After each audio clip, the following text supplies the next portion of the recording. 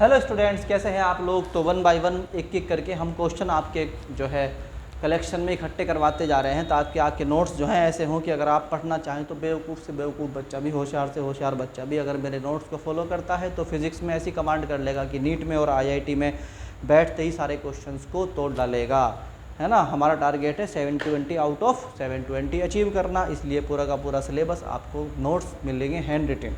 ठीक, तो एक क्वेश्चन और कराता हूँ, बड़ा प्यारा सा क्वेश्चन है। इस क्वेश्चन में हमारा जो है क्या कहा गया है कि आपके पास इलेक्ट्रॉन्स हैं और इलेक्ट्रॉन्स का मास जो है वो 75 kg है। यानी आपके पास जो चार्ज है वो 75 kg मास ऑफ इलेक्ट्रॉन्स पे कितना होगा। समझे बात को, नहीं समझे, एक बार और समझो।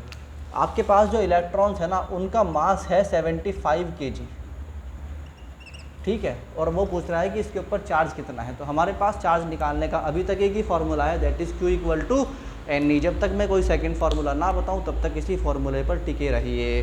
तो मैं बोलता हूं कि भैया आपके पास होता है Q = NE। अब यहाँ पर N तो आपके पास आपको लाना पड़ेगा बाहर से, यानी कि नंबर ऑफ़ इलेक्ट्रॉन्स आपको चाहिए, और E आपके पास पहले से मौजूद है। तो अगर आपके पास E मौजूद है और नंबर ऑफ़ इलेक्ट्रॉन्स निकालने हैं, नंबर ऑफ़ इलेक्ट्रॉन्स, तो आप क्या कर सकते हैं, total mass of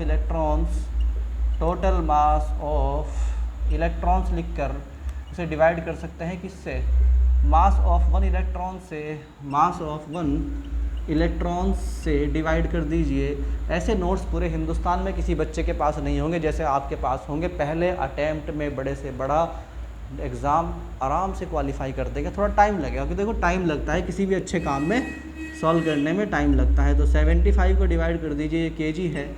one electron का मास कितना होता है, 9.1 × 10⁻⁻के 31 kg। तो केजी से तो केजी कैंसिल हो गया। अब आपको देखिए यहाँ पर गड़बड़ क्या करते हैं बच्चे कि 9.1 है, तो अगर आप इसको कैलकुलेशन ही करना चाहते हैं तो भैया आप इसको सिर्फ 9 मान के भी कर सकते हैं, बहुत एक्यूरेसी में मत जाया करो। तो अगर आप इसको 9 मान के डिवाइड करोगे तो क्या आएगा आंसर, देखो। अब 9 का टेबल चलाओ, है ना, क्या होता है, 9 7 63 होता है। तो इसके बाद अगला जो आता है मतलब 60, उसके बाद फिर 72 आता है। इसका मतलब क्या हुआ कि 9 8 जा 72 हो गया। तो 9, तो अगर आप डिवाइड करेंगे यहाँ पर 75 को 9 से, तो आपके पास क्या आ जाता है, 9 8 जा 72, तो आपके पास बचता है कितना, 3। अब यहाँ पर पॉइंट लगाना पड़ेगा और यहाँ पर क्या आ जाएगा, 0। तो क्या होता है, 9 3 जा 27, दैट इज़ 9 3 27। तो यहाँ पर 3 की वैल्यू फिर से बच गई, तो आप कह सकते हो यहाँ पर 8.33 चलता रहेगा। तो इसका आंसर आ गया है 8.33 × 10⁻+13, क्योंकि ये ऊपर जाके प्लस का हो जाता है। ये आपके पास आ गया है n की वैल्यू।